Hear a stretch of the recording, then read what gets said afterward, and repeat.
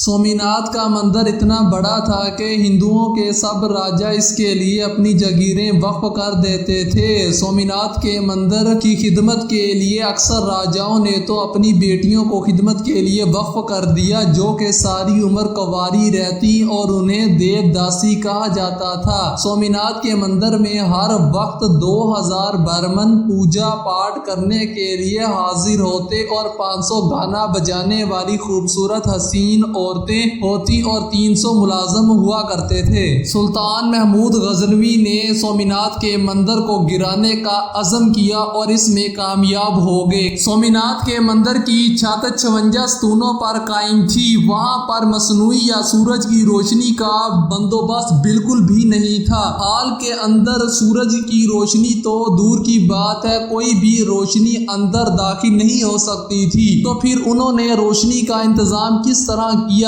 کہا جاتا ہے کہ ہال کے اندر جہاں وہ پوجا پاٹ کرتے تھے، وہاں کی دیواروں اور ستونوں پر لگے اعلیٰ قسم کے ہیرے جواہرات سے اس قدر روشنی ہوتی تھی کہ وہ سارا ہال جو تھا وہ جگمگا اٹھتا تھا۔ پھر اللہ کے دولارے سلطان محمود غزنوی بت شکن نے سونے اور چاندی کے چھوٹے بڑے بتوں کو روندنے کے بعد بادشاہ بت کے سامنے جا کر کھڑے ہو گئے اور یہ کہا کہ یہ بت اب کیا کرے گا؟ کہا جاتا ہے کہ وہ بت 6 فٹ زمین کے اندر اور 9 فٹ زمین سے بلند تھا۔ اسی دوران شہر کے معزز سمجھے جانے والے ہندوؤں نے منہ مانگی مال و دولت کی پیشکش کی کہ سومناتھ کے بادشاہ بت کو کچھ نہ کہیں، تو سلطان محمود غزنوی کے دیسی دانشوروں نے مشورہ دیا کہ پتھر کو توڑنے کا کیا فائدہ جبکہ مال و دولت مسلمانوں کے کام آئے گی۔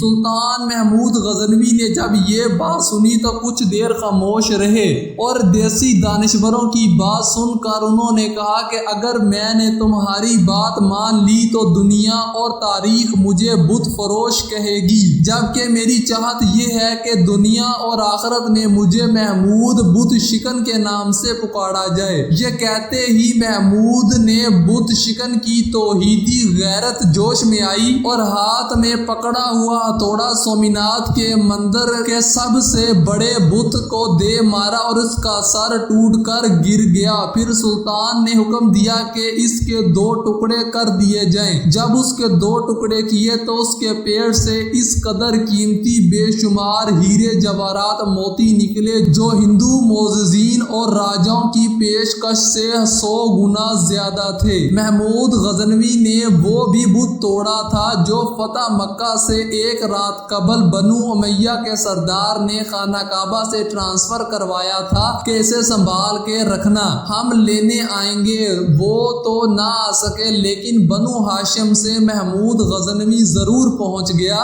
اس لیے کافر مورخین سلطان کو ڈاکو کہتے ہیں، حالانکہ اسلام اسے مال غنیمت کہتا ہے۔ یاد رکھیں، مسلمان غیرت مند بت شکن ہے، بت فروش نہیں۔ بتوں کو توڑنے والے سلطان محمود غزنوی رحمۃ اللہ علیہ وہ ہستی ہیں جب ظاہر شاہ کے دور حکومت میں 1974 میں زلزلہ آیا تو محمود غزنوی کی قبر پھٹ گئی۔ قبر کو ٹھیک کرنے کے لیے پوری قبر کھود دی۔ سلطان محمود غزنوی کو مرے ہوئے 1000 سال ہو چکے تھے۔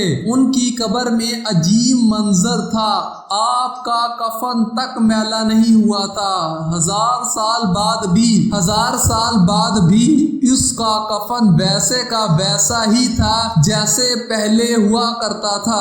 محمود غزنوی کا ہاتھ سینے پر تھا اور کفن سینے سے کھلا ہوا تھا، ایسا لگتا تھا کہ آج ہی جیسے کوئی انہیں قبر میں اتار کر گیا ہو۔ ان کے ہاتھ کو ہاتھ لگایا تو وہ بالکل نرم و نازک تھے جیسے انہیں ابھی ہی دفنایا گیا ہو۔ ساری دنیا میں اس بات کی خبر پھیل گئی۔ کہتے ہیں کہ اللہ کسی دین، ملک و ملت کی خدمت کرنے والوں کو دنیا میں بھی اور آخرت میں بھی بلند مقام عطا کرتا ہے۔ اگر آپ کو یہ تاریخی واقعہ اچھا لگا ہے تو ہمارے چینل کو سبسکرائب کریں اور اینڈ سکرین پر ایک ویڈیو آ رہی ہوگی، آپ اس پر کلک کریں، ہم آپ کو اگلی ویڈیو میں ملیں گے۔